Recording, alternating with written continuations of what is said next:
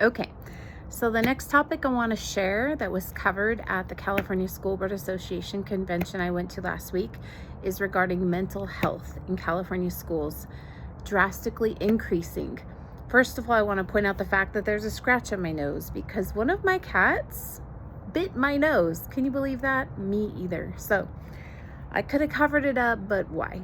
There it is. If you're wondering, because I always watch videos and I wonder things like that. Okay, moving on. Mental health increasing in California schools. This session I went to was about a shoulder-to-shoulder wraparound approach for kids. I'm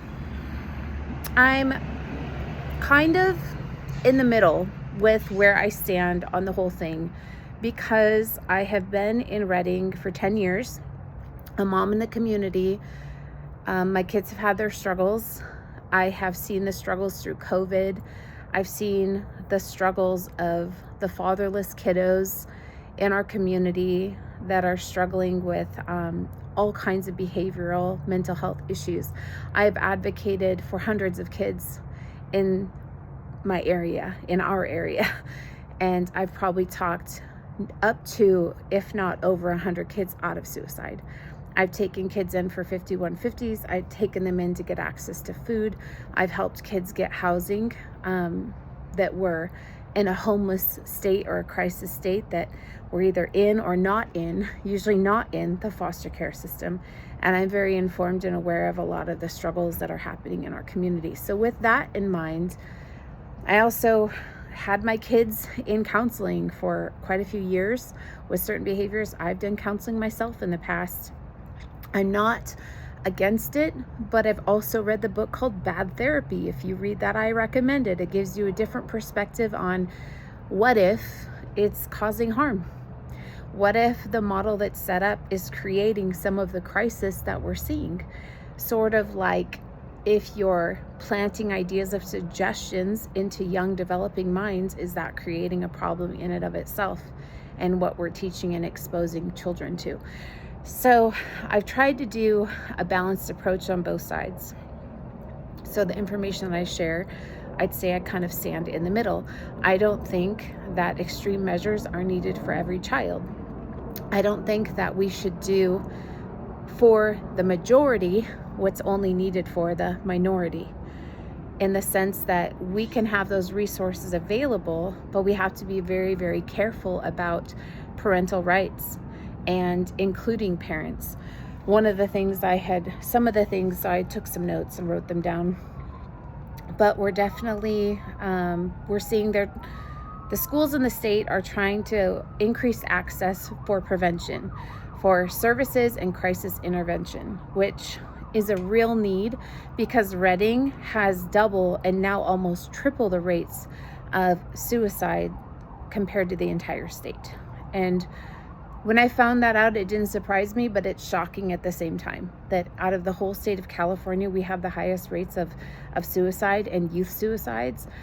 And I've seen the devastation of a 12-year-old suicide and what that did to a school, what that did to my daughter's heart, what that did to how it impacted my family personally. And this kiddo was barely known by my daughter, but it caused such long-term effects, just a young child experiencing that as a secondary impact, secondary results, that it was significant. And it was heartbreaking. It was heartbreaking to take my kids to the funeral. It was heartbreaking to hear the story. It was heartbreaking to hear my kids say, "Mom, I just talked to that kid the other day and he looks sad and I wish I would have done something." So yeah, this topic is emotional. It's huge. It's complex. Okay.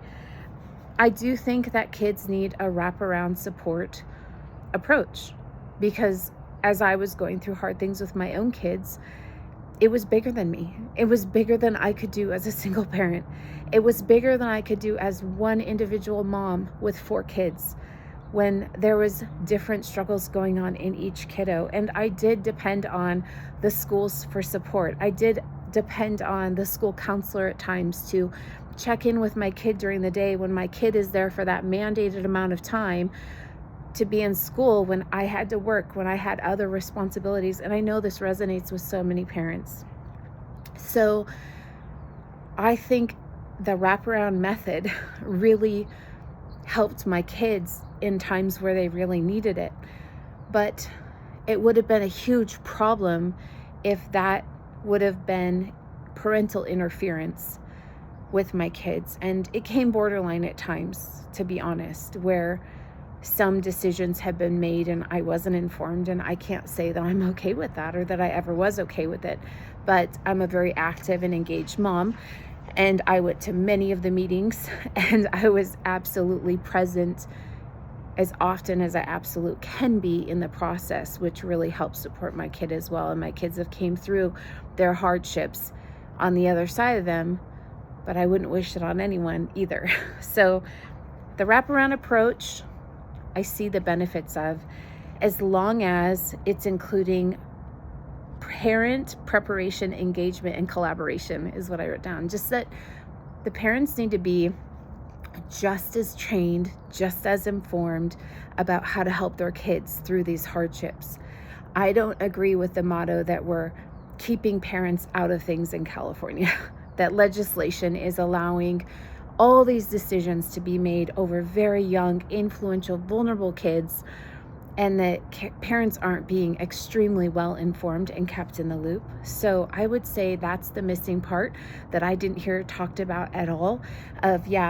We are doing all these things as a community school for kids, for a wraparound approach, but very infrequently do I hear about parents and how are we involving, equipping, teaching, including, engaging, preparing parents for the hardships of what's going on culturally all around us. It's not just the school's responsibility, it's everyone, it's the community. It's when I see those kids doing something in the neighborhood, I stop and check in with them. Hey, haven't seen you around here before. How are you doing? What's your name? Is everything going okay for you? Who are you? What are you doing? Why are you kicking them in that mailbox right there? I have a question for you. It takes a community approach, but the parent will always have the final decision at the end of the day, because it is the parent who has to live with the results of all their decisions and all the choices being made. The parents are the ones that are providing for the child, taking them to the appointments, paying for them to have clothing, food, and shelter, and meeting their needs. So it's the parent's responsibility at the end of the day, and we need to honor and support the parent and give them a place at the table of decision. So one thing I want to explain about community schools, because we are a community school district, I have been on a learning journey of what that is exactly, but it's basically, in my perspective so far, is trying to make the school the hub of everything, the hub of the community, where in the times past, it honestly used to be the church in the community. People would go there for counsel, they'd go there for food, they'd go there for help. But things have really shifted in culture, where the school has been made the community hub for, yes, kids, but not just kids, family, parents, caregivers of all sorts. And it's not really possible to make the school everything. One, there's not enough funding for that. There needs to be a balance. And we need to be collaborating with existing resources within the community. That's how it's always been, and it works, in my opinion, that we have that healthy balance. And it's also very economically beneficial. A prime example is in California recently, we're starting to increase how many younger and younger kids that we have coming to school. So now there's a program for in preschool, but kids as young as 3 and 4 that are able to come and go to school all day long at a really early age. It sounds like great childcare. It's going to help parents in the community that can't afford to, that need to go to work, that need to have their kids watched. However, when I was walking around just the neighborhood talking to some local businesses, trying to get business for my own business, I went to a preschool and I was talking to the new owner of it. And she expressed like how actually detrimental it's been to her business that now the schools are taking in 3 and 4-year-olds because her preschool is struggling to even get on her feet. And a lot of preschools in the community, she said, have been shutting down or haven't been able to be adequately sustaining their employees and their business. And it's just not reasonable for the schools to be carrying the full weight of responsibility of all these different areas when we have a surrounding community that is offering those resources for families. I'm fine with schools being a resource locator, telling people, hey, there's this resource available, here's the number for this resource, and helping connect the and we do have Community Connect. They are taking the families that are struggling within the school, the children, the families, and connecting them to resources in the community. But when we start trying to bring all those resources into the school to be available at the school, we start diverting all the taxpayer funding, all the money, all the resources towards these. I see them somewhat as distractions.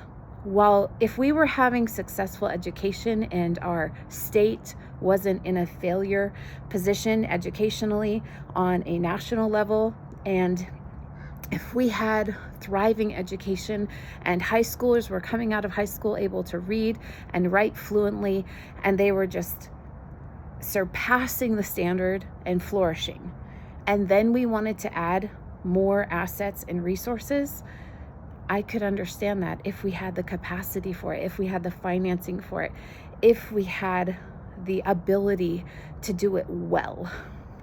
But that's not what's happening. Another thing I have a problem with is the financial agendas. If you look at the funding and the backing for increased mental health in schools, it's all the hospitals, the medical professionals, the people that want to increase the revenue and the jobs within that arena per se. It's not always motivated by what's best for the kid. What I'm seeing is it's mostly motivated of what will bring in and generate the most money and the most jobs economically. Because what's best for our kids, in my opinion, is that they go to school and they get an education and they learn how to read, write, do their math.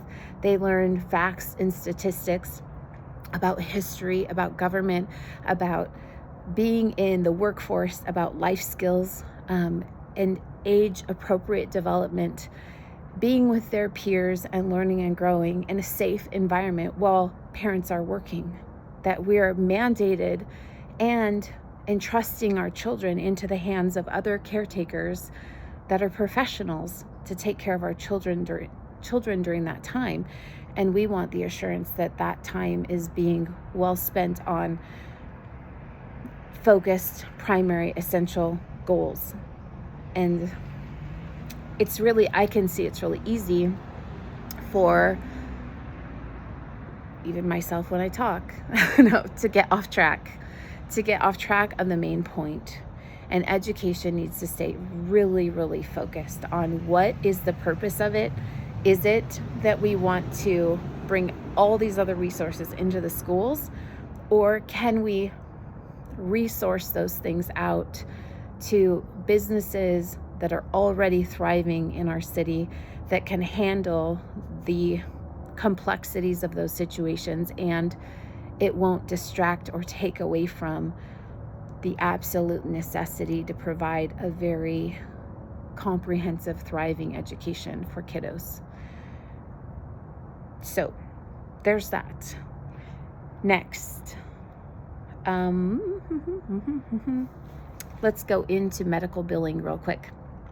Did you know that the next newest thing, and I'm pretty sure it's already happening, is that the medical providers want to bill your personal insurance, parents. And that is so that they can increase mental health funding. Once again, this benefits them the most. Do I think it benefits you as a parent or your kid? I don't personally think it's a great idea for parents to be getting billed to their health insurance We are signing parental consent forms at the beginning of the year. Those are state mandated by law. I think often parents sign a bunch of things and don't read it. I am so guilty of that myself. When I go into any doctor appointment, medical appointment, dental appointment, and I take all 4 of my kids in, it was just like kind of glance it over and sign. And I'm starting to really see the big problem with that, especially nowadays. That fine print matters. Understanding what you're signing matters. And making sure you know what you're parentally consenting to matters. So this can start affecting you, your pocketbook, your personal income, your family, your home in very personal ways. And I think that this is another way that this removes parental participation by, if I take my daughter into, or my sons into a doctor appointment, which I don't anymore, they're older, then I have to be there. I have to sign. They wouldn't even let my 17-and-a-half-year-old go in for a dental cleaning. I went in one time and I signed them in and I said, hey, they're 17-and-a-half, they have their own car. I need to go to such and such appointment. And they said, if you leave the premise, we're not going to keep the appointment with your son. And I was like, he's going to be 18 in like 2 months. And they let kids do anything else at age 9, 10, 13. Why in the world do you need me to stay? I already signed the paperwork. And there's all these requirements in culture and society that require the parent to be there. And then there's all these other laws that do things without the parent. And I think it needs to be cleared up in big ways, but that's at a legislative level and it's pretty far out of reach, but it's not impossible. There just needs to be awareness around it. Okay, when does a parent need to be informed and when does a parent not need to be present?